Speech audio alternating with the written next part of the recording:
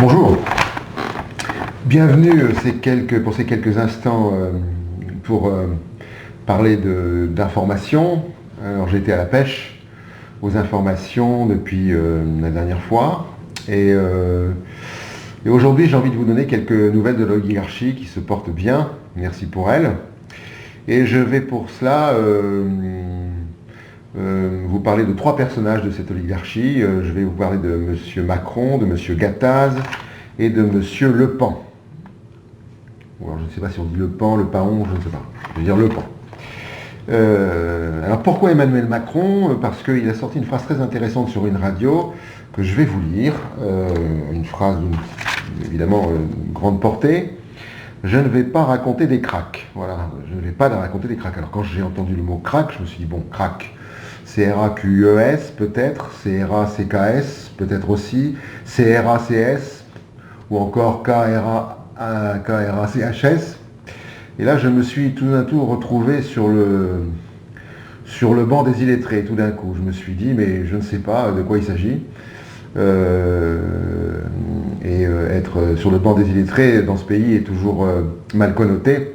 Alors je me suis rué sur mon dictionnaire pour ne pas rester trop sur ce banc-là, et pour redresser l'écriture, et j'ai trouvé ce que ça voulait dire. Alors c'est une sorte de tromperie, un crack, quelque chose comme ça. Et je me suis dit que finalement, le sachant, j'ai retrouvé tout mon statut d'humain acceptable. Sachant que, évidemment, ceux qui n'auraient pas compris sont des illettrés et que l'injonction aujourd'hui est soyez lettrés ou disparaissez. Le deuxième personnage de l'oligarchie auquel je voudrais faire livrer une petite réflexion, c'est M. Gattaz. Donc M. Gattaz, il est président du syndicat MEDEF, voilà. Et M. Gattaz veut abolir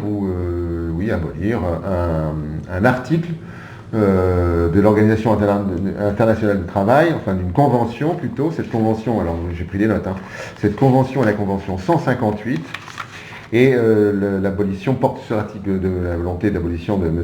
Gattaz porte sur l'article 4. Voilà ce que dit l'article 4 de l'Organisation internationale du travail dans la convention 158. Un travailleur ne devra pas être licencié sans qu'il existe un motif valable de licenciement lié à l'aptitude ou à la conduite du travailleur ou fondé sur les nécessités de fonctionnement de l'entreprise, de l'établissement ou du service. En d'autres termes, pour le dire autrement, on ne licencie pas sans justifier son licenciement. Bon, ça paraît a priori raisonnable. Et bien, M. Gattaz, lui, ne voit pas de raison là-dedans et il préférerait jeter ses déchets sans les trier, apparemment. Je vous rappelle que M. Gattaz est le fils de son père. Son père avait été aussi président, alors je ne sais pas si ça s'appelait le MEDEF, mais ça devait s'appeler le CNPF à l'époque. Il a donc hérité du domaine de son père, et on penserait comme ça qu'il a envie de perpétuer une sorte de féodalité où l'employé est un serf et une ressource jetable, si on peut dire comme ça. Mais je voudrais juste rappeler à cette occasion que dans cette glorieuse époque de la féodalité qui a été éradiquée, si je puis dire, le 4 août 1789, le seigneur avait, en échange de la rapine qu'il faisait auprès des serfs qui avaient produit des richesses agricoles, en échange, le seigneur devait protection à sa population, à son domaine, aux gens de son domaine, pour reprendre une expression. Or, ce monsieur Gattaz, apparemment, ne se sent absolument redevable d'aucune protection envers qui que ce soit, et donc ce n'est plus la féodalité à laquelle il aspire, je pense, c'est parce qu'il y a trop de devoirs, en tous les cas celui-là étant trop, mais M. Gattaz aimerait revenir à l'état de nature, c'est-à-dire à l'état où le rapport de force entre le fort et le faible ne supporte aucune règle, sinon celle du rapport du prédateur et de sa proie. En d'autres termes, M. Gattaz nous dit finalement à nous que les hommes sont superflus sauf lui. Et le troisième personnage de l'oligarchie contemporaine de notre société, c'est M. Thierry Le Pen, Le Paon, je ne sais toujours pas comment ça se prononce. Il est, pour ceux qui ne le sauraient pas, il est secrétaire général de CGT, et pour ceux qui ne le sauraient pas, il a été pris la main dans le sac à billets par le Canard enchaîné. Il a fait faire un appartement de fonction qu'il louait, avec de 70 mètres carrés, je crois, avec l'argent des adhérents et l'argent du contribuable, puisqu'une partie des financements du syndicat sont aussi financés par le contribuable. Et c'est tout un symbole, me semble-t-il, cette chose-là. Le souci du syndicat est sans doute passé du bien-être des adhérents au bien-être des dirigeants. Il semblerait donc que le syndicat consacre toute l'énergie et toutes les ressources des cotisations des adhérents à maintenir les structures des pouvoirs en place, oublieux probablement des intérêts de ceux qu'on nommait, il fut un temps, les exploités, et que par commodité de langage on nomme maintenant les déshérités. Voilà les trois personnages qui m'ont paru intéressants dans cette actualité. Alors, ils sont intéressants, c'est pas tellement les personnages qui sont intéressants dans le fond, c'est ce qu'ils disent, c'est ce dont ils sont le nom, en fait. Et il y a une totale absence de limite maintenant à la réclamation ou à l'envie d'un régime qui ne soit même plus féodal. Quand en fait on dit d'une partie de la société qui serait illettrée, probablement que c'est parce que nous ne comprenons pas ce que les hautes instances intellectuello-énarchiques nous disent, eh bien nous ne sommes malheureusement pas en possession de nos moyens et donc pas en possession de pouvoir juger de ce qui se passe dans notre pays.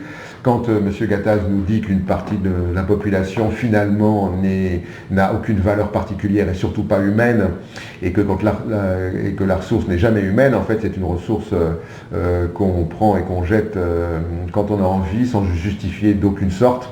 Je pense que la prochaine fois ils réclameront je ne sais que certains crimes ne réclament pas de justification parce qu'on n'a pas justifié étant donné qu'on est tout puissant. Seuls les tout-puissants, seuls les absolutistes ne se justifient pas, seul le tyran ne se justifie pas. Et enfin, le symbole de ce syndicat, qui est la déshérence totale et l'oubli total de ce qu'était un syndicat dans ses naissances au XIXe siècle, et même avant en Angleterre, c'est oublier totalement ce pourquoi les syndicats sont faits. Et c'est une sorte de trahison, me semble-t-il, auprès de tous ceux qui ont adhéré, même s'ils ne sont de moins en moins nombreux. Donc quel est ce temps? Le temps est le temps du rapport de force, me semble-t-il, le temps de la division entre, d'une part, les proies et d'autre part, les prédateurs, et donc le temps est au retour à l'état de nature. Voilà ce que je peux vous dire, et l'impression que j'avais en tous les cas sur ces trois nouvelles de l'oligarchie.